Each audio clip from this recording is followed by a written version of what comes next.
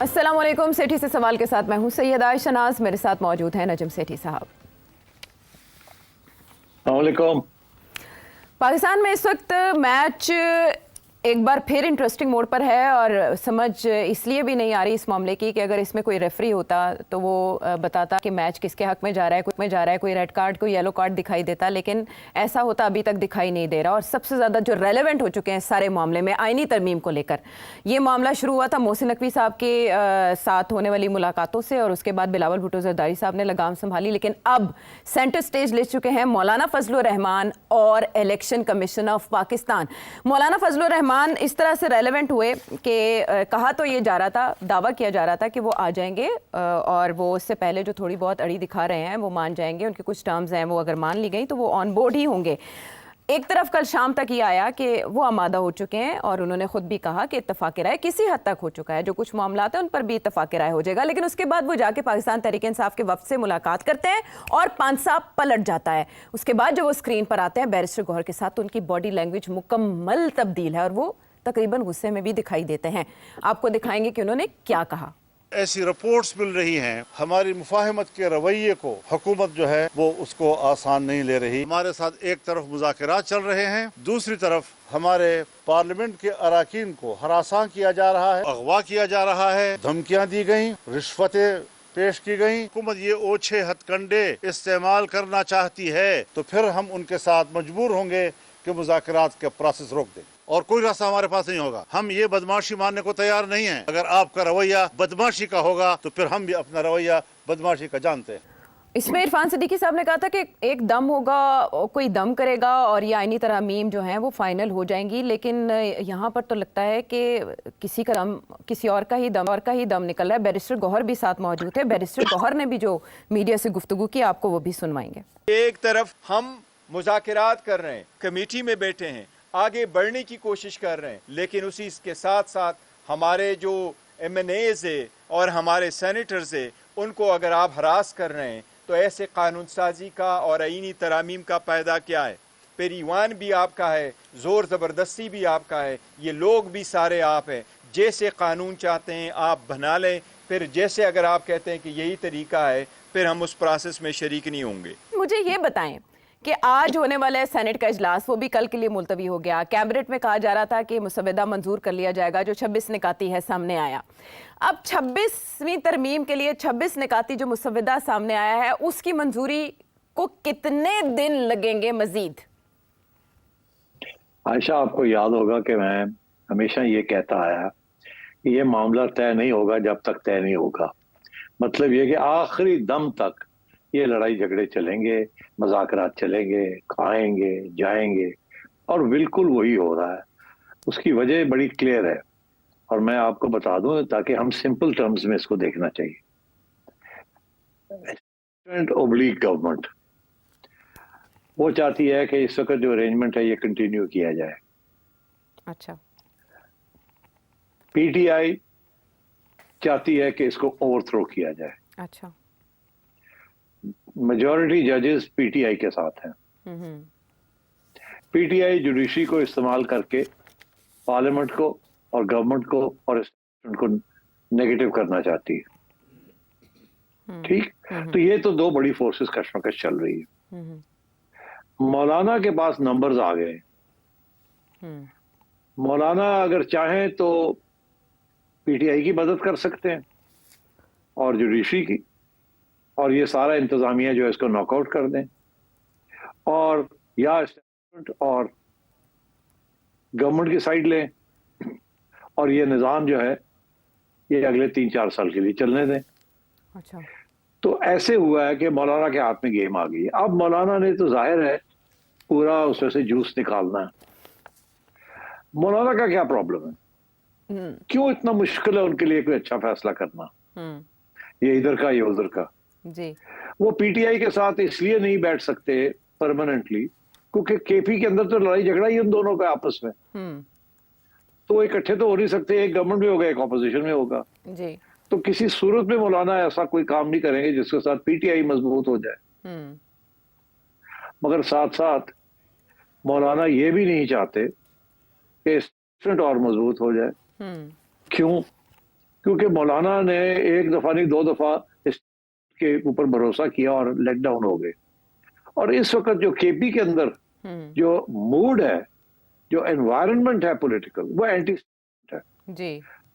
वो सिर्फ पीटीआई के लोग नहीं, वैसे भी लोग एंटी हुए, पीटीएम वगैरह वगैरह। अच्छा। तो मौलाना जो है वो रिस्क नहीं ले सकते कि वो ऐसे लगे कि वो इस के कैंप में, हाँ।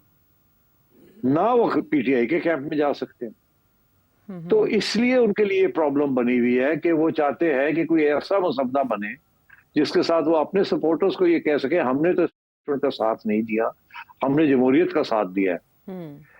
और ये भी नहीं कि वो पीटीआई को ऐसा कोई चीज करे जिससे पीटीआई जो है जुडिशरी के साथ दंदनाए और सारों को उड़ा दे, जिससे मौलाना भी जाएंगे। अच्छा। वो भी लगे जाएंगे।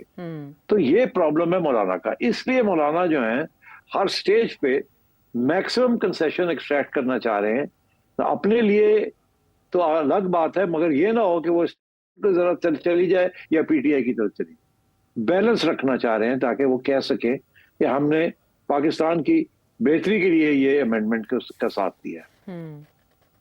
ये मौलाना का प्रॉब्लम है। तो अब दैट इज वाई मौलाना जो है कभी वो कहते हैं हो गया मसला, कभी वो कहते हैं नहीं, कभी पीटीआई के साथ बैठते हैं, कभी नून लीग के साथ बैठते हैं, कभी मोहसिन नकवी साहब के साथ बैठते हैं। तो ये this is what is going on right now. So इसीलिए आप देख रहे हैं, और ये आखिरी स्टेज ये आई है कि पीटीआई के लोगों के ऊपर तो प्रेशर है टू क्रॉस द फ्लोर। ये तो अब एस्टेब्लिश बात है ना, टू क्रॉस द फ्लोर। मगर बात यह है कि सियासत जो है ना वो बड़ी खतरनाक चीज होती है। आप याद रखें, मैं हमेशा कहता हूं कि सियासत के अंदर कभी अपने हथियार जो है ना वो नहीं गिराए जाते।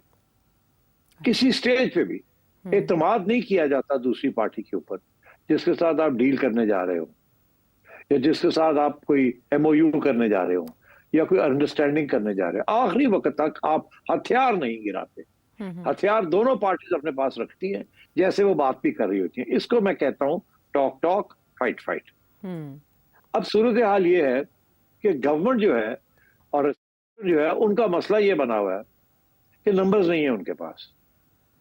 अब उनके लिए दो सूरतें हैं। एक ये कि वो पीटीआई के लोग तोड़े, और दूसरा ये है कि अगर मौलाना जो है वो प्रॉब्लम्स क्रिएट कर रहे हैं, नखरे कर रहे हैं और अब बात को आगे नहीं बढ़ने दे रहे, तो मौलाना के लोग भी तोड़ लेते।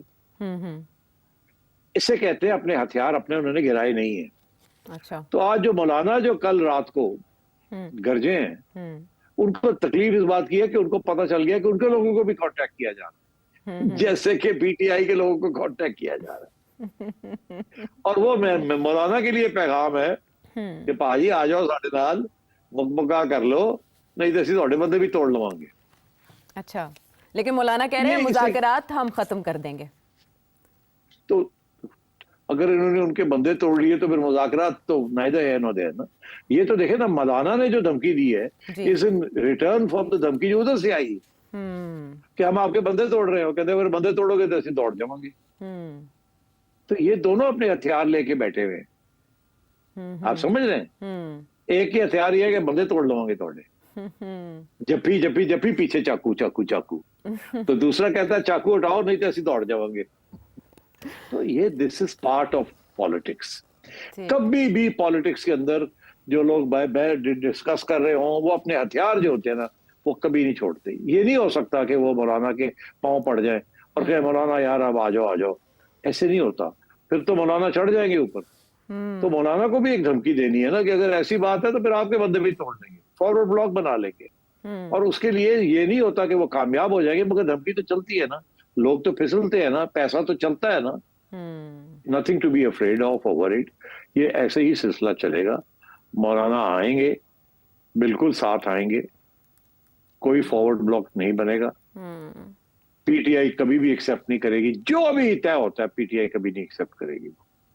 अभी आप देखें ना, सलमान राजा कह रहे हैं कि हम तो एक्सेप्ट करने के लिए तैयार ही नहीं। ये जो मसवदा फिर रहा है इस वक्त on the constitutional court and appointment of chief justice, उधर बैरिस्टर साहब गौहर साहब कह रहे हैं कि हम तो हमारी तरफ से तो ठीक है, पर हमारे बंदे तोड़ने की कोशिश ना करें। और ये है कि हम इमरान खान के पास जाएंगे और पूछेंगे, मगर हमें कोई बेसिकली इतराज नहीं है। हम तो सब मीटिंग्स में हमने हिस्सा लिया है। जी। तो ये हर जगह पे ये डिवीजन चल रही है। इवेंचुअली ये नंबर्स गेम बननी है।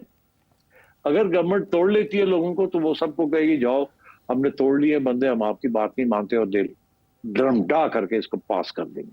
अगर नंबर्स नहीं पूरे होते तो फिर इन मौलाना को साथ ले जाना पड़ेगा और कोई ना कोई कंसेशन कहीं ना कहीं देने पड़ेंगे। अच्छा, आप सेठी साहब ये नहीं समझते कि बहुत पहले अगर मौलाना को ऑन बोर्ड ले लिया जाता तो मैच इतना फंसता ही ना, और मौलाना जो इस वक्त आपके ख्याल में पाकिस्तान तहरीक इंसाफ को एज अ बेट यूज कर रहे हैं अपने लिए, पाकिस्तान तहरीक इंसाफ मौलाना जाहिर है जी अपने लिए ही करेंगे ना। मौलाना जो भी कर रहे हैं वो अपनी बेहतरी के लिए कर रहे हैं ना। वो पीटीआई के साथ कोई प्यार मोहब्बत तो नहीं है, अगर कुछ है तो दुश्मनी है। और पीटीआई जो है, जो कि मौलाना को जितनी पीटीआई ने गालियां दी हैं और वह इमरान खान ने गालियां दी हैं, मेरा ख्याल है तारीख में किसी ने मौलाना को जेयूआई को इतनी गालियां नहीं दी जितनी इमरान खान ने दी, और वो भी 50-50 हजार के मजमे के आगे बैठ के। तो सियासत में ये सब कुछ चलता है, मगर दिलों में जो बात होती है वो नहीं बाहर आती। वो उसी वक्त आती है जब मफाद की बात आती है, फिर अपने मफाद में सब काम करते हैं। तो ये आपका कहना कि वो मौलाना बेट इस्तेमाल कर रहा है, ऑफ कोर्स जाहिर है, उधर हर दूसरे दिन फुदक के वहां पहुंच जाते हैं मौलाना, और वो फुदक के इधर आ जाते हैं। तो ये सिर्फ नून लीग को दिखाने के लिए कि हम we can create trouble, we are at it. फिर वो शहबाज शरीफ साहब को रात को 12 बजे के बाद बिलावल को लेकर मौलाना के घर जाना पड़ता। नहीं नहीं नहीं नहीं नहीं नहीं, वो गलत फहमी हो गई। वो आपको पता ही है, बच्चे जो है ये खुद ही कुछ ना कुछ कर लेते हैं ना। मौलाना जो कोई गल नहीं, मौलाना उनकी दाढ़ी शाड़ी को जाके हाथ लगाया होगा।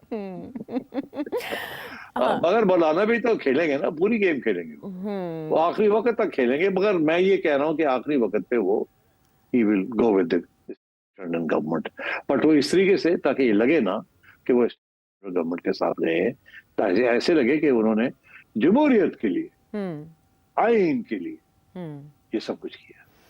ठीक है, लेकिन एंड टाइम पे मौलाना पहले इत्तफाक राय का इंदिया देते हैं, फिर बैरिस्टर गौहर से मिलने के बाद वो बहुत गुस्से में ये बातें करते हैं। अब कल तक ये पाबंदी है इमरान खान साहब से मुलाकात पर, और दूसरी तरफ बिलावल ये एहतमाम करते दिखाई दे रहे हैं, बैरिस्टर गौहर को तसल्ली करवा रहे हैं कि मैं आपकी मुलाकात का एहतमाम करता हूँ बानी पीटीआई के साथ। बानी पीटीआई अब इस सिचुएशन में आपके ख्याल में क्या माइंड अप्लाई करेंगे? बानी पीटीआई ने कहना कोई डील नहीं, नो डील, बॉयकॉट, एहतजाज, स्ट्रीट पावर, सड़कों पे निकलो, नहीं मानते हम इसको। That is what बानी PTI is going to say. अच्छा, मीनवाइल मौलाना फजलुर रहमान की जानिब से सिट साहब एक मशवरा दिया गया है कि जस्टिस मंसूर अली शाह की जो नेक्स्ट अपॉइंटमेंट है as chief justice of Pakistan, उसका नोटिफिकेशन इशू कर दिया जाए। अब देखें, काजी फायज ईसा साहब के जाना तो ठहर गया कि फुल कोर्ट का भी नोटिफिकेशन हमने देख लिया। क्या अब सिर्फ और सिर्फ बोन ऑफ कंटेंशन उनका नोटिफिकेशन ही है, वो आएगा तो मसला हल हो जाएगा? नहीं, नोटिफिकेशन आएगा। नोटिफिकेशन आना का मतलब है हथियार गिरा दिए गवर्नमेंट ने। अच्छा, जाहिर है अगर आप नोटिफाई कर देते हैं मंसूर अली शाह को, और आपके ज़हन में वो इस वक्त बहुत बड़े प्रॉब्लम बने हुए हैं तो फिर आपने तो हथियार गिरा दिए। ये सारा मामला जब तक अमेंडमेंट पास होगा, उसके बाद ये मंसूर अली शाह साहब का क्या स्टेटस होगा, काजी साहब का क्या स्टेटस होगा, याया साहब का क्या स्टेटस होगा, और अमीनुद्दीन साहब का क्या स्टेटस होगा, एंड एटसेट्रा, ये बातें फिर बाद में पता चलेगी once the amendment is pass. ठीक है, तो अभी यहाँ पर आप कह दें सिट साहब के इलेक्शन कमीशन का क्या स्टेटस होगा, क्योंकि आज के दिन की एक बहुत बड़ी डेवलपमेंट एक बार फिर सुप्रीम कोर्ट की तरफ से एक वजाहत का आना है कि सीएमए लेकर इलेक्शन कमीशन तकरीबन एक माह पहले सुप्रीम कोर्ट गया कि अब आप बताएं कि इलेक्शन एक्ट में तरमीम जो है वो प्रिवेल करती है, हम उसको इम्प्लीमेंट करें, या सुप्रीम कोर्ट की तरफ से जो ऑर्डर आ चुका है रिजर्व सीट्स के ऊपर वो प्रायोरिटी रखता है, वो तरजीह रखता है। लेकिन उसके जवाब में एक और वजाहत आई कि क्लैरिटी की ज़रूरत पहले भी नहीं थी, और अब जो सुप्रीम कोर्ट का ऑर्डर है आपको उसको इम्प्लीमेंट करने में ताखीर नहीं करनी चाहिए। इलेक्शन कमीशन अभी तक ना तो मखसूस नशिस्तों के हवाले से कोई नोटिफाई कर सका है और ना ही वो इम्प्लीमेंट कर सका है सुप्रीम कोर्ट के फैसले को। तो क्या करेगा इलेक्शन कमीशन? वो ये सवाल लेकर गए थे CMA के थ्रू कि आपने जो फैसला दिया उस पे इलेक्शन एक्ट में तरमीम आई कि रेट्रोस्पेक्टिवली अप्लाई होगा ये इलेक्शन एक्ट। तो उस पे सुप्रीम कोर्ट का ये कहना था कि हम उसे रेट्रोस्पेक्टिवली नहीं मानते, सुप्रीम कोर्ट के फैसले पर उसका असर नहीं हो सकता, इफेक्ट नहीं रखता उसके ऊपर। तो ये CMA लेकर गया हुआ था इलेक्शन कमीशन। लेकिन जब सुप्रीम कोर्ट की तरफ से ये वजाहत आती है तो सोर्सेज ऑफ इलेक्शन कमीशन ये कहते हैं कि हमारी CMA के ऊपर समात नहीं हुई, ये सुप्रीम कोर्ट की वजाहत आई है, हमारी CMA को नंबर नहीं लगा। तो ये वजाहत खुद आ गई, तो हमारे अच्छा। तो ये उसका जवाब नहीं है। सो आप समझ ही जाएं कि इलेक्शन कमीशन नहीं मानता इस क्लैरिफिकेशन को। और अब मैं आपको और एक बात और कहता हूं कि ये 8 जजेस साहब ने तो खुद ही कर दिया ना ये नंबर लगाए बगैर जी। CMA के, जी। ठीक, उसकी हियरिंग तो नहीं हुई। अच्छा, अब काजी फायज ईसा साहब स्टिल चीफ जस्टिस, जी। ऐसे ही है ना? जी। पहले रजिस्ट्रार ने भी कोई इंटरवेंशन की थी, याद होगा आपको। जी। काजी फायज ईसा साहब याद- ने रजिस्ट्रार को लेटर लिख के पूछा था कि इससे पहले जो वजाहत आई थी जजेस की जानिब से उसकी समाअत कहाँ हुई और फिर वो सुप्रीम कोर्ट की वेबसाइट पर अपलोड कैसे हो गया। फिर रजिस्ट्रार का जवाब आया था उस पर। तो क्या अब भी काजी फायज ईसा कोई लेटर लिख के पूछेंगे? मैं ये कहता हूं आपके कि अगर तो काजी फायज ईसा साहब अब इसके अंदर फिर कूद जाते हैं, अच्छा। उनकी तरफ से कोई पेशकदमी होती है जिसका ताल्लुक इस क्लैरिफिकेशन के साथ है, तो इसका मतलब है काजी साहब अगले अरेंजमेंट जो आ रहा है उसका हिस्सा होंगे। अच्छा, स्टिल इन द गेम। और अगर वो चुप करके बैठ जाते हैं और इस क्लैरिफिकेशन को चलने देते हैं और किसी स्टेज पे भी अगले 6-7 दिन के अंदर आपने फेलो जजेस के साथ कोई इश्यू नहीं बनाते, तो फिर आप समझें कि इज गोइंग होम। ठीक है। और मीनवाइल अगर सेठी साहब इलेक्शन कमीशन मुअत्तल अराकीन को जो रिजर्व सीट्स पे मुअत्तल किए गए थे उनको बहाल कर देता है, तो ये भी एक जवाब होगा? बिल्कुल हो सकता है। ये मैंने पहले कहा था आपको कि इलेक्शन कमीशन कहेगा कि हमारा मसला अभी वही है और हमें स्पीकर ने ये ऑर्डर किया है और हम एक अलग हैसियत है हमारी, हम इशू कर देते हैं, ये सारी सीट्स दे देते हैं इनको। तो उसके साथ फिर ये होगा ना कि जाहिर है एक पिटीशन आ जाएगी कि जी ये इलेक्शन कमीशन ने जो कुछ किया ये इलीगल है, या ये जजेस खुद चेंबर में बैठ के इलेक्शन कमीशन को धर लेंगे, कहेंगे आ जाओ जी, आपने कंटेम्प्ट ऑफ कोर्ट किया। तो मतलब ये मैं आपसे कह रहा हूं कि इस वक्त जो सिचुएशन सुप्रीम कोर्ट में बनी हुई है वो ऐसे है जैसे कि ये 8 जजेस अलग एक सुप्रीम कोर्ट बना लिया है इन्होंने और बाकी जो है वो अलग हो गए हैं और ये खुद ही अपने फैसले करी जा रहे हैं और अपनी हियरिंग्स कर रहे हैं और अपने फैसले सुनाने शुरू कर दिए। तो दिस मीन्स कि अब बहुत बड़ी क्राइसिस सुप्रीम कोर्ट में है और इस वक्त ये जो 8 जजेस हैं इनके साथ ना गवर्नमेंट है ना इलेक्शन कमीशन है, उधर पीटीआई इनके साथ है। इनफैक्ट मैं तो कहूँगा पीटीआई ने बड़ी ज्यादती की है, मंसूर अली शाह साहब को कंट्रोवर्शियल इतना बना दिया है कि वो कभी भी अब उनके बारे में हमेशा कोई ना कोई चीज उड़ती जाएगी। वेरी सैड, वेरी फाइन जज एंड मगर पीटीआई ने कि जी वो आएंगे वो उड़ा देंगे इलेक्शन को, ये कर देंगे वो कर देंगे और फिर एज आई सेड एक आध फैसला ऐसा है जिसपे मंसूर अली शाह साहब ने मुनीब अख्तर साहब के साथ दिया। इन्होंने quite an absurd judgement frankly, but उसके साथ अब उनकी भी स्टैंडिंग खराब हो गई। तो अब ये इस किस्म की सिचुएशन है एंड आई एम अफ्रेड जब तक ये कॉन्स्टिट्यूशनल अमेंडमेंट पास नहीं होता और अगले अपॉइंटमेंट्स नहीं हो जाती उस वक्त तक ये कंफ्यूजन चलेगी। बट मुझे लग ऐसे रहा है कि सुप्रीम कोर्ट के अंदर ये 8 जजेस जो हैं ये कुछ भी नहीं मानेंगे अब। अच्छा, ये कुछ भी नहीं मानेंगे, इनके अंदर से ब्रेक होनी पड़ेगी। सम जजेस will have to be broken और will have to shift their position ताकि ये मामला आगे चले। नहीं तो फिर यही होगा कि parliament versus supreme court and जैसे मैंने कहा और उसके अंदर क्योंकि एग्जीक्यूटिव पावर पार्लियामेंट में है तो supreme court will be the loser. ठीक है, ये जिस तरह से आपने कंक्लूड किया, इसको बादियो नज़र में ऐसा ही देखा जा रहा है कि ये बेसिकली बालादस्ती है कि पार्लियामान बालातर है या जुडिशरी, और ये हमेशा से होता आया है। लेकिन क्या अब की बार कुछ मुख्तलिफ होगा? इसमें पार्लियामेंट की तरफ से भी क्या कोई जवाबी वार आ सकता है? बहुत से सवाल अपनी जगह हैं बरकरार, लेकिन एनालिसिस आपने जाना। एक और अहम मामला एक ब्रेक के बाद। शो में साथ देने का शुक्रिया। और अब वो मामला जिसको लेकर पंजाब में सेक्शन 144 का निफाज किया गया, ये मामला कहाँ से शुरू हुआ, कैसे इतना बिगड़ा, ये आया है लाहौर हाई कोर्ट के रूबरू, जहां चीफ जस्टिस ने इस मामले की समाअत की और एडवोकेट जनरल पंजाब और आईजी पंजाब उनसे सवालों जवाब किए। और जो जवाब मिले उस पर इत्मीनान का इजहार लाहौर हाई कोर्ट की तरफ से chief justice Lahore high court की तरफ से नहीं किया गया। बड़े पर्टिनेंट क्वेश्चंस थे जो उठाए गए कि 2 दिन तक इनएक्टिव क्यों रही इंतजामिया और क्यों इस पर फौरी तौर पर एक्शन नहीं लिया गया, और लेट क्यों इस पर रिस्पॉन्स दिया गया पुलिस की जानिब से। और ये भी पूछा गया कि आपने वीडियोस को वायरल होने से रोकने के लिए किस अथॉरिटी से रब्ता किया, तो आईजी पंजाब ने बताया कि पीटीए से रब्ता किया गया। और इसके अलावा साइबर क्राइम को देखने के लिए सिर्फ एक इदारा है, यानी the helplessness of IG Punjab वो ये है कि वो सिर्फ एक इदारे के ऊपर रिलाय करके कोशिश कर रहे थे इस मामले को समेटने की। इसके अलावा उन्होंने ये भी कहा कि डाटा को अपलोड होने से रोकना आसान नहीं है। यहाँ उन्होंने बरतानिया की मिसाल दी। सेठी साहब, आप बरतानिया में बैठे हैं और वो फसादात जो बरतानिया में हुए ज़्यादा दूर की बात नहीं है। इस पे chief justice Lahore high court ने कहा कि आप वहाँ की मिसाल ना दें। तो चले मैं आपसे यहाँ के हवाले से क्वेश्चन कर लेती हूँ कि ये जो भी मामला हुआ, जिस तरह से ये चिंगारी आग में तब्दील हुई और ऐसे फैल गई कि सेक्शन 144 का निफाज करना पड़ा, ये कैसे बात इतनी बड़ी, और आपके ख्याल में मिस हैंडल किसने किया इस मामले को? नहीं, मिस हैंडल तो खास नहीं हुआ, हैंडल हुआ, ब्रिलियंटली हैंडल्ड बाय पीटीआई। ये बनाना चाह रहे हैं बांग्लादेश, स्टूडेंट्स को निकालने की कोशिश, पूरी प्लानिंग के तहत ये हुआ। I have made a full investigation और सोशल मीडिया में बड़े पावरफुल हैं, सो दे यूज्ड इट। और स्टूडेंट्स, आपको पता ही है इस वक्त जो सिचुएशन है, नौजवान तबका इज ऑल प्रो पीटीआई, तो इसलिए this was a deliberate conscious planned attempt to create turmoil और स्टूडेंट्स को निकालने की कोशिश थी कि बांग्लादेश को रिपीट किया जाए यहाँ। That was the attempt. और so there is no doubt in my mind, कोई ऐसी चीज हुई नहीं मगर बनाई गई। अच्छा, अब सवाल ये तो मैं बड़ा क्लियर हूँ।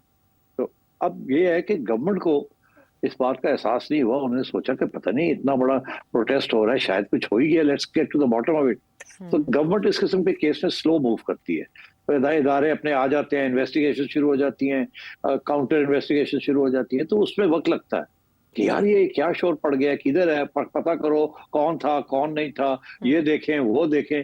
तो ये इसमें एक आध दिन लग पड़ता है, जब पता ही ना चले हो क्या रहा है। तो जिसे कहते हैं ना डेड बॉडी, अगर कोई मर्डर हुआ तो डेड बॉडी कहाँ है, वो पता ही नहीं है कि जी डेड बॉडी के ऊपर मर्डर कैसे हो सकता है। तो इसी किस्म का ये सिलसिला था कि where is the woman, where is the girl who has been raped, वो पता ही नहीं चल रहा था, और एलिजिडली रेप्ड। तो इसलिए दे वर रनिंग अराउंड, इसलिए मीडिया वाले भी कभी कोई अस्पताल चेक कर रहे हैं, कोई इधर चेक कर रहे हैं, कोई उधर चेक कर रहे हैं, नोबडी हैड अ क्लू। पहली बात। So I don't blame the government. It took them some time to understand that this was a concerted PTI attempt to create turmoil and use the students. पहली बात तो इस उनके ज़हन में भी नहीं था कि ये इस किस्म की चीज कर सकते हैं, और सोशल मीडिया इतना पावरफुल बना लिया है as a tool of fake news and provocation PTI ने। They had no idea, now they realise कि ओ ये तो दिस वाज दिस। अब पता भी चला कौन कैसे। अब चीफ जस्टिस साहिबा जो है, उन्होंने जो सवाल किया उसका जवाब मैं देता हूँ फ्रॉम पर्सनल एक्सपीरियंस। आईजी साहब को छोड़े आप, बात यह है कि इस वक्त अगर यूट्यूब के ऊपर कोई आपके खिलाफ, मेरे खिलाफ किसी किस्म की गलत खबर, गलत बयानी, fake news, offensive news, preaching hatred, कुछ भी आ जाए ना, उसको रिमूव करने के लिए is next to impossible in the short term, next to impossible. हमें यहाँ ये ऐसे लगता है कि जी बस वो पीटीए है, एफआईए है, उन्हें लिखें कि जी ये देखें जी ये क्या ज्यादती कर रहे हैं और इसको ब्लॉक कर दें। अच्छा, ये आप यूट्यूब को ब्लॉक नहीं कर सकते। अब मैं आपको बताऊं, मेरा एक जाती एक्सपीरियंस है, ये सिर्फ इंग्लैंड में नहीं, पाकिस्तान में नहीं, हर जगह पे विदाउट गोइंग टू यूट्यूब और उनका जो अपना process of investigation, without going through that process कोई भी चीज रिमूव नहीं होती यूट्यूब से जी। हाँ, वो बरतानिया की गवर्नमेंट कहे या पाकिस्तान की गवर्नमेंट कहे या एफआईए कहे या पीटीए कहे, वो अपना पूरा प्रोसेस जो है उसको करते हैं। हाँ, वो हर बात है कि वेस्टर्न गवर्नमेंट जब ये रिक्वेस्ट करती हैं तो वो जल्दी एक्ट करते हैं, because it's a western organisation. और अगर पाकिस्तान जैसी गवर्नमेंट जिसके खिलाफ वैसे ही इतना महाज बने हुए हैं, वहां अगर कोई करे तो ये सवाल आ जाता है कि इज इट डेमोक्रेटिक और नॉट, ये राइट है कि नहीं है रिमूव करने की, ये गवर्नमेंट तो नहीं एक्सेस अथॉरिटी इस्तेमाल कर रही, ये लोग जो कह रहे हैं कि ये हेटेड है, ये हेटेड तो नहीं है, ये तो राइट ऑफ स्पीच है। हमारे लिए इस किस्म के इश्यूज बन जाते हैं। जब ये बरतानिया के अंदर अगर हुकूमत बरतानिया की या वहां की जुडिशरी ये ऑर्डर करे कि इसको रिमूव करे, तो उसी वक्त वो विद इन आवर्स वो रिमूव हो जाता है, बिकॉज ट्रस्ट लेवल बहुत हाई है। यहाँ ट्रस्ट लेवल नहीं है। अब मैं आपको बताऊं, मेरे एक बड़े करीब दोस्त है, समझे, बहुत ही करीब, उनके खिलाफ एक बहुत सख्त किस्म की गंदी वीडियो चल रही है जो लाइफ थ्रेटनिंग है, over 1 million views.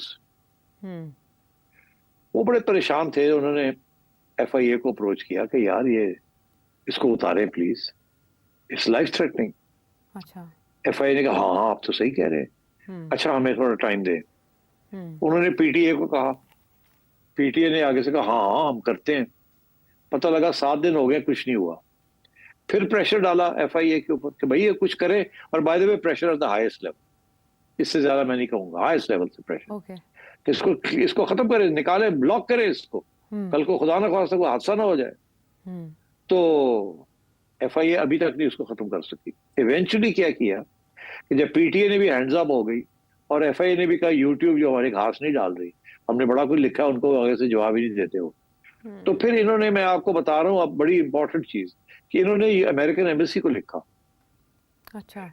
American embassy के उनको जो लीगल अफेयर्स डिपार्टमेंट है उनको लिखा कि आप हमारी मदद करें, इस यूट्यूब को, ये जो वीडियो है इसको रिमूव करवाएं, this is incitement to violence. और अभी तक वो रिमूव नहीं हुई। उसके बाद यूट्यूब वालों को अप्रोच किया गया at a high level via contacts in YouTube. अच्छा। अभी तक वीडियो नहीं रिमूव हुई। तो जज साहिबा को मैं ये कहना चाहूंगा कि not the easiest thing in the world to remove a video and to block it on YouTube. तो इन्होंने इसीलिए, अगर इनके पास ये पावर होती तो ये सारा का सारा ट्विटर को ब्लॉक ना करते, जहां भी कोई गड़बड़ होती बटन दबाते तो वो ब्लॉक हो जाता उसका account. The government of Pakistan has signed understandings and deals and agreements whereby they don't have access to this. ये servers जो हैं इन चीजों के पाकिस्तान में नहीं है जहां access चाहिए, they are in the control of YouTube. तो इसलिए it is not easy to remove offensive videos, even though you may think they are offensive. तो जज साहबा को ये IG साहब I have to side with him because ये IG की गलती नहीं है, उनके पास पावर ही नहीं है। और जब वो कहते हैं हमारे पास तो एक ही इदारा है, वो FIA क्राइम ब्रांच है, वो आगे PTA के पास जाते हैं और वहाँ हैंड्स अप हुए हैं सारे, as far as blocking of video content is concern. देखिए, इसमें उन्होंने हवाला दिया कि इंस्टाग्राम पोस्ट से ये आग फैली और फिर व्हाट्सएप ग्रुप्स में शेयर हुई, उसका भी तो तदारुक आसान नहीं है। तो उसके जवाब में कुछ लोगों को इन्होंने अरेस्ट किया और AG पंजाब ने आज ये बताया कि एक वकील साहब को अगर हमने अरेस्ट किया तो उसको मजिस्ट्रेट ने बरी कर दिया। उन्होंने इस बात पर भी बहुत तनकीद की। तो ये जो कानून में कुछ ऐसे फ्लॉज मौजूद हैं वो भी वजह बनते हैं इस तरह की चीज़ों की तकवीयत पकड़ने के। सेठी साहब, बात यह है कि किसी और किस्म के हालात होते और PTI इन्वॉल्व ना होती तो अदलिया का इंसाफ किसी और किस्म का होना था। आजकल अदलिया का इंसाफ is in favour of PTI। ये बिल्कुल ऐसे ही है कि अगर एक सरमायादार है, उसकी फैक्ट्री है, वहां लेबर भी है, ठीक है, अब लेबर ने यूनियन बनाई हुई है, ठीक है, कानून के मुताबिक, ठीक है, अब लेबर यूनियन चली जाती है लेबर कोर्ट के पास कि जी हमारे ये राइट्स नहीं मिल रही, ये नहीं मिल रहा, ये नहीं मिल रहा। 99.9% labour court will side with the labour union. अच्छा। अनलेस आपके पास बड़ा तकड़ा वकील हो और तकड़े आर्ग्यूमेंट्स हो जिसकी एविडेंस आपके पास लंबी चौड़ी हो। अदरवाइज प्रीमा फाशी on the face of it labour court will go with the union. ठीक। तो ये उसी किस्म की बात है, आजकल की अदलिया will go with I am sorry to say this but ये एक हकीकत हो गई अब कानून और अदालतें जो है they are out of sync. जी, एजी पंजाब ने भी ये कहा है कि हम जिसे गिरफ्तार करते हैं वो अगले दिन हीरो बन जाता है, कुछ इसी तरह का इशारा उन्होंने भी दिया। तो अब chief justice Lahore high court ने इस मामले को लेकर फुल बेंच बनाने का इंदिया दिया है। मीनवाइल पंजाब हुकूमत की तरफ से भी बहुत सख्त इकदाम किए जा रहे हैं और वार्निंग्स वज़ीर आला पंजाब ने खुद आकर दी। तो ये है एक टेस्ट केस जिसको बुनियाद बनाकर आइंदा के लिए इस तरह के वाक़यात का सद्देबाब किया जा सकता है। अब देखना यह है कि लाहौर हाई कोर्ट इस बारे में। जी सेठ साहब। जी, वो ये कि चीफ मिनिस्टर ने सख्ती का दिखाया है कि वो क्या कर सकते हैं, मगर बात ये है कि आप सोचिए कि ये कितना बड़ा जुर्म है कि किस तरीके के साथ सोशल मीडिया को इस्तेमाल करके एक बगावत ब्रू की जा रही है और झूठी खबरों के ऊपर सारा पाकिस्तान के अंदर पीटीआई के लोग उसको कर रहे हैं। तो आप देख लीजिए कि अब अगर क्रैकडाउन आता है तो फिर शोर पड़ता है कि जी क्रैकडाउन क्यों आया है।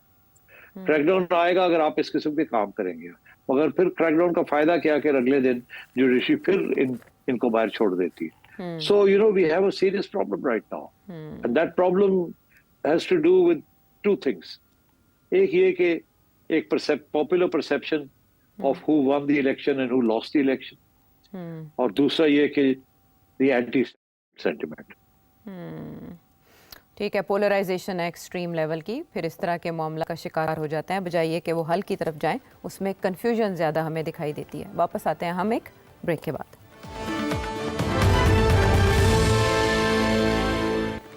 शो में अब शामिल करेंगे आपके सवाल और कराची से हैं काशिफ अली, क्या जानना चाह रहे हैं? शेर साहब, जैसे आप अक्सर अपना कलर लैंग्वेज पे बात करते हैं और even the colour of the tie बहुत कुछ कहती है और बॉडी लैंग्वेज, और ये आपकी बड़ी अच्छी डिस्कशंस होती हैं इस पर। तो how do you see Indian foreign minister wearing olive green tie in the SCO dinner जो भी रिसेंटली हमारे यहाँ हुआ, और उसमें आप इंडिया और पाकिस्तान के ताल्लुकात को फ्यूचर में किस तरह देखते हैं, स्पेशली आफ्टर जो कुछ इंडिया ने कनाडा में किया है और जो उस पर कैनेडियन गवर्नमेंट का रद्द अमल आया है? जी सर साहब। Tie diplomacy it means a lot. अच्छा, बाय द वे आयशा, तुम्हें पता क्या कि जब मेरी टाइज जो हैं, हाँ। लोग पता क्या कहते हैं, लोग कहते हैं कि जी आप टाई पहनते हैं ताकि वो मैचिंग कलर हो आयशा के कपड़ों के साथ, यू नो दैट। हाँ, समटाइम्स यार कमेंट्स आते ये हैं, ये तो होता ही नहीं है वैसे कभी। तो यार अब हम क्या करें कि 4-5 कलर्स हैं और मैं एक कलर चूज करता हूँ और आप एक कर लेती हैं, तो कभी मैच कर जाता है कभी नहीं करता, तो वो कहते हैं नहीं जी बड़ा सोच समझ के करते हैं। तो ये उसी किस्म की बात आ गई कि टाई डिप्लोमेसी, टाई शो। तो ये टाइज के बारे में मुझे याद आया कि एक ज़माने में जब मैं मुनीर फरूक के साथ शो करता था जियो के ऊपर आपस की बात, अच्छा, तो उस वक्त हम एमक्यूएम के बारे में काफ़ी तबसरे करते थे और एमक्यूएम उस वक्त बड़ी अग्रेसिव सियासी जमात थी और मुतहद भी थी और वो हमारे तबसरे पसंद नहीं करते थे। तो उसमें अल्ताफ साहब का नाम तो नहीं लेना चाहिए मगर अब ले लिया तो जाने दें, वो जो थे वो लंदन में बैठ के गरजते थे जी। तो मैं एक दिन लंदन में था तो मैं मिलने चला गया उनको, मैंने कहा जरा सलाम दुआ तो ले। तो वहां बातों बातों में कोई बात हुई तो मैंने कोई बात कर दी कड़वी सी, तो वो काफी लाल पीले हो गए। तो मैंने सोचा कि अब एक ही रास्ता है, कुछ मामला को ठंडा किया जाए। हाँ। तो मैंने कहा भाई आप मुझे अब बोरी में तो नहीं डलवा देंगे। तो उसके साथ वो सारी जो बर्फ थी ना वो पिघल गई, तो फिर हंसी मजाक शुरू हो गई। नहीं मैं तो ये नहीं करता, मैं मतलब है कि मैंने बचा लिया अपने आप को, नहीं तो मैं बोरी बोलने वाला। अच्छा, अब जब मैं लाहौर में आके तो मैंने वो मुनीब के साथ हम शुरू हो गए और हर रोज हम टाइयां चेंज करते थे। अच्छा, तो जनाब वो कमाल साहब हैं IMF के, वो बहुत नाराज थे, वो उस वक्त मेयर थे कराची के, ठीक, और मुस्तफा कमाल साहब। तो उन्होंने एक प्रोग्राम के ऊपर बैठ के कहा कि ये दोनों जो बैठे हुए ना याजूब माजूब, हमारा नाम लगा दिया उन्होंने, माजूब याजूब या याजूब माजूब। ये दो शैतान जो है ना, इनको हम देखेंगे टाइयां पहन के बैठ जाते हैं, हर रोज टाइयां तब्दील करते हैं। तो हमारा टाइयों का तबसरा उधर से शुरू हो गया। अच्छा। उसके बाद फिर हमने कहा लो जी, बात मजा आ गया। हर रोज फिर हम अपने हर प्रोग्राम में शुरू करें, मुजीब तेरी टाई का क्या हाल है, तुम्हारी टाई लाल पहनी हुई है, उन्होंने कहते आपकी पीली पहनी हुई है, मैच नहीं हो। तो हमने मजाक करना शुरू कर दिया।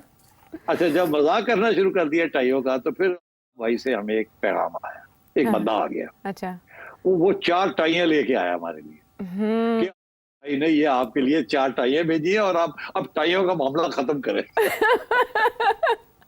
तो फिर तो वो टाइयां बहुत बड़ी महंगी टाइयां थी। वो 4 टाइयां आई। मैंने मुनीब को कहा पहली सिलेक्शन मेरी है, फिर सेकंड सिलेक्शन आपकी, मैं सीनियर हूँ। तो जो 2 मुझे पसंद थी वो मैंने ले ली, फिर 2 मुनीब ने ले ली। अच्छा। तो टाइयों से ये डिप्लोमेसी, शोज, ये सारी चीज याद आ गई। हाँ। Now to come back to the main question, कि मेरा ख्याल है ये ऑलिव ग्रीन टाई जो उन्होंने पहनी है, दिस इज ऑल्सो इम्पोर्टेंट।